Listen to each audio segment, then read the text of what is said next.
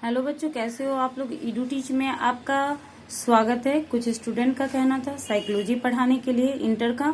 ठीक है, एक स्टूडेंट ने बुद्धि लब्धि क्या है वह पूछा है। ठीक है, तो इसके लिए हम लोग सबसे पहले जानेंगे कि बुद्धि क्या है। अगर आप मेरे चैनल पे नए होइएगा तो सब्सक्राइब कर लीजिएगा, क्योंकि इस तरीका का जो वीडियोज है वह हम हमेशा लाते रहते हैं। ठीक है, तो देखते हैं कि बुद्धि क्या होता है। ठीक है, बुद्धि शब्द से अभिप्राय किसी व्यक्ति को अपने परिवेश को समझने की क्षमता से है, विवेकपूर्ण चिंतन करने से है और जीवन की चुनौतियों का सामना करने के लिए उपलब्ध संसाधनों का प्रभावी तरीका अपनाने से है। ठीक है, बुद्धि शब्द का अभिप्राय होता है किसी व्यक्ति को अपने परिवेश को समझने की क्षमता से। अगर कोई व्यक्ति अपने परिवेश को समझ रहा है तो क्या होगा, वह बुद्धिमान है। मतलब वह क्या होगा, अपना बुद्धि है, उसके पास बुद्धि है। तो इस तरीके से हम कह सकते हैं कि बुद्धि शब्द से अभिप्राय किसी व्यक्ति को अपने परिवेश को समझने की क्षमता से है। ठीक है, विवेकपूर्ण चिंतन करने से है, मतलब कि चिंतन करके वह कोई कार्य कर सके।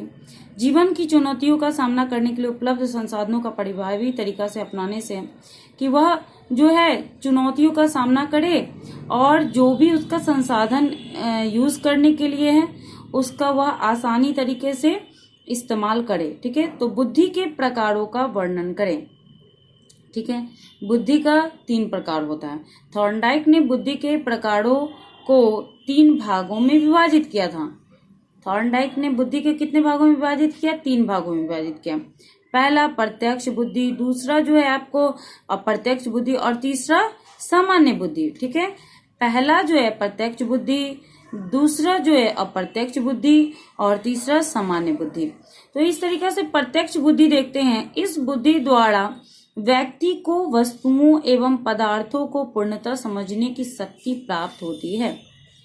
प्रत्यक्ष बुद्धि में जो होता है कि व्यक्ति को वस्तुओं एवं पदार्थों को पूर्णतः समझने की शक्ति प्राप्त होता है, कि किसी वस्तु को समझ सकता है, इतना उसके पास क्या होता है, शक्ति होता है। ठीक है, इससे रचनात्मक शक्तियों की उत्पादकता होती है। ठीक है, हमारा नेक्स्ट फिर पूछेगा, ये अलग अलग भी पूछ सकता है। ठीक है, प्रत्यक्ष बुद्धि क्या है, अप्रत्यक्ष बुद्धि क्या है, सामान्य बुद्धि क्या है, तो उसको भी आप आराम से लिख सकते हैं। अप्रत्यक्ष बुद्धि, इस बुद्धि का संबंध ज्ञान प्राप्त करने से होती है। इस बुद्धि का जो प्रयोग है, इस्तेमाल है, वह किस चीज में होता है? ज्ञान प्राप्त करने में होता है। इसके अंतर्गत चिन्हों एवं प्रतीकों का अध्ययन, इसके अंतर्गत क्या प्रयोग किया जाता है? तो चिन्ह का अध्ययन किया जाता है और किस चीज का अध्ययन किया जाता है? प्रतीकों का अध्ययन किया जाता है, पुस्तकीय ज्ञान प्राप्त किया जाता है। ठीक है, तो आपको समझ में आ गया कि इस बुद्धि 3 प्रकार का होता है। ठीक है, पहला हो गया प्रत्यक्ष बुद्धि, दूसरा हो गया अप्रत्यक्ष बुद्धि, तीसरा हो गया सामान्य बुद्धि। ठीक है, प्रत्यक्ष बुद्धि, इस बुद्धि द्वारा व्यक्ति को वस्तु एवं पदार्थों को पूर्णतः समझने की शक्तियां प्राप्त होती है, कि यह वस्तु क्या है, मतलब कि किस वस्तु को क्या कहा जाता है, वह उसको समझने की शक्तियां प्राप्त होती है। इससे रचनात्मक शक्तियों की उत्पादकता होती है और क्या करना चाहिए क्या नहीं करना चाहिए वह उसको प्राप्त होता है, उसे इतना ताकतवर शक्ति रहता है। और प्रत्यक्ष बुद्धि में क्या होता है कि इस बुद्धि का संबंध ज्ञान प्राप्त करने से होती है। मतलब कि इसमें क्या होता है कि ज्ञान प्राप्त करने का, जैसे हम लोग स्टडी करते हैं, आप स्टडी करते हो, तो ये सारा जो है किसमें आएगा? अप्रत्यक्ष बुद्धि में आएगा। ठीक है, पुस्तकीय ज्ञान करने से है, आप स्कूल में पढ़ते हो, कॉलेज में पढ़ते हो, तो वो सारा किस बुद्धि के अंतर्गत आएगा? और प्रत्यक्ष बुद्धि के अंतर्गत आएगा। क्वेश्चन फिर से हम बता दें, बुद्धि क्या है? तो बुद्धि शब्द से अभिप्राय किसी वस्तु, किसी व्यक्ति को अपने परिवेश को समझने की क्षमता है, विवेकपूर्ण चिंतन करने से है, जीवन की चुनौतियों का सामना करने के लिए उपलब्ध संसाधनों का प्रभावी तरीका से अपनाने से है। ठीक है, आप इसको 2 बार 4 बार रट लीजिएगा, सुन लीजिएगा, तो आपको फाइनली याद हो जाएगा, नोट कर लीजिएगा। चलो, हम देख लिए प्रत्यक्ष बुद्धि क्या है, प्रत्यक्ष बुद्धि क्या है। अब नेक्स्ट है हमारा सामान्य बुद्धि। इस बुद्धि को समाज के अनुरूप समायोजित होने की क्षमता प्रदान करता है। मतलब इस बुद्धि में जो है समाज में कैसे रहना है, यह शक्ति, यह जो है क्षमता प्रदान होता है। इस बुद्धि द्वारा प्राणी सामाजिक एवं सामुदायिक कार्यों को भलीभांति करने में सक्षम हो पाता है। और सामान्य बुद्धि के अंतर्गत एक समाज में, एक समुदाय में लोग भलीभांति से रह सकता है और अपना कार्य कर सकता है। ठीक है, तो आपको समझ में आ गया कि बुद्धि 3 प्रकार का होता है, प्रत्यक्ष बुद्धि, अप्रत्यक्ष बुद्धि, सामान्य बुद्धि। प्रत्यक्ष बुद्धि में क्या है? प्रत्यक्ष बुद्धि में जो है वस्तुओं को, पदार्थों को पूर्णतः समझने की शक्तियां प्राप्त होती है। क्या होता है?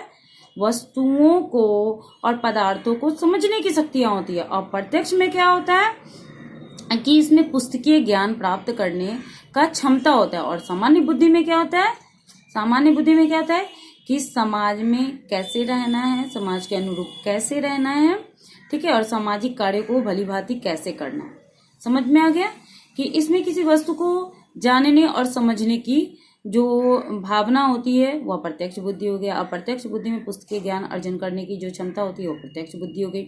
और सामान्य बुद्धि में जो है समाज के अनुरूप किस तरीका से रहना है, क्या कार्य करना है ना, और तो उसको समायोजित कैसे करना है, तो यह जो है सामान्य बुद्धि हो गई। याद हो गया आप लोगों को अभी।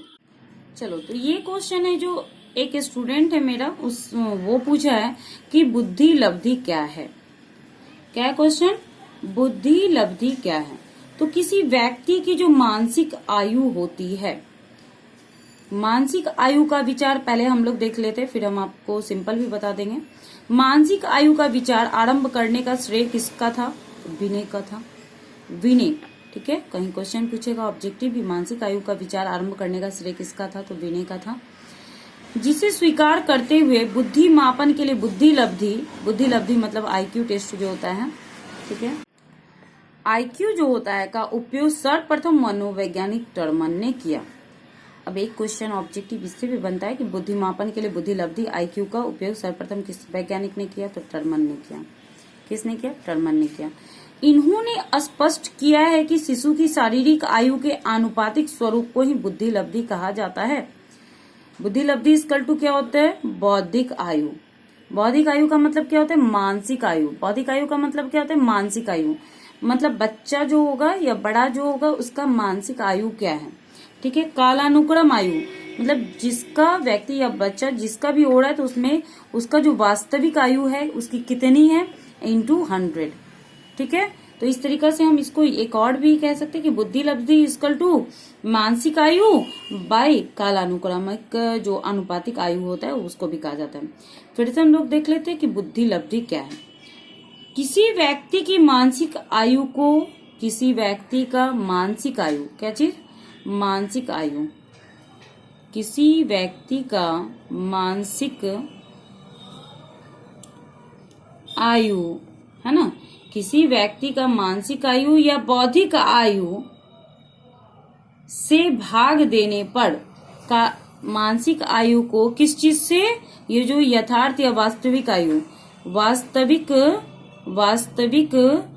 आयु गुने 100 से भाग देने पर जो प्राप्त होता है उसको बुद्धि लब्धि कहा जाता है। हम इस तरीका से भी लिख सकते हैं, आप अपने दिमाग का इस्तेमाल करो। बुद्धि लब्धि क्या है, तो बुद्धि मापन के लिए बुद्धि लब्धि का उपयोग सर्वप्रथम मनोवैज्ञानिक टर्मन ने किया। इन्होंने स्पष्ट किया कि शिशु की शारीरिक आयु का अनुपातिक स्वरूप को ही बुद्धि लब्धि कहा जाता है। आप अपने शब्दों में भी लिख सकते हैं, बौद्धिक आयु को वास्तविक आयु से भाग देने पर, है ना, और